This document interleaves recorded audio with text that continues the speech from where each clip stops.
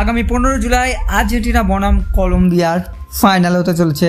বাংলাদেশের সময় অনুসারে সকাল 6টা থেকে, ভারতের সময় অনুসারে সকাল 5:30 থেকে। কিন্তু সবচেয়ে বড় কথা, মুখোমুখি কে গিয়ে আপনাদেরকে জানাবো এবং ফাইনালে কে জিতবে অবশ্যই আপনারা কমেন্টে জানান। তাছাড়া এই স্ট্যাটটা আমি জানিয়ে দিচ্ছি, যেখানে আপনাদেরকে জানাই এই ফাইনালে 45% আর্জেন্টিনার জেতার সম্ভাবনা এবং 27% কিন্তু কলম্বিয়ার জেতার সম্ভাবনা, আর 28% চান্স যে টাই ব্রেকার হয়ে যাওয়া। লাস্ট 5 ম্যাচে দেখো তো কলম্বিয়া 1টি ম্যাচ জিতেছে, আর্জেন্টিনা 2টো ম্যাচ জিতেছে, আর 2টি ম্যাচ কিন্তু ড্র হয়েছে। এবং শেষ যদি দেখো তো মুখোমুখি হয়েছিল 2 ফেব্রুয়ারি 2022, সেখানে আর্জেন্টিনা কলম্বিয়ার মধ্যে আর্জেন্টিনা জিতেছিল। তো 15 জুলাই কে জিতবে অবশ্যই নিজে কমেন্টে জানান। আমার তো মনে হচ্ছে স্ট্যাট যা বলছে আর্জেন্টিনার পক্ষে কিন্তু আছে, মুখোমুখি এগিয়ে।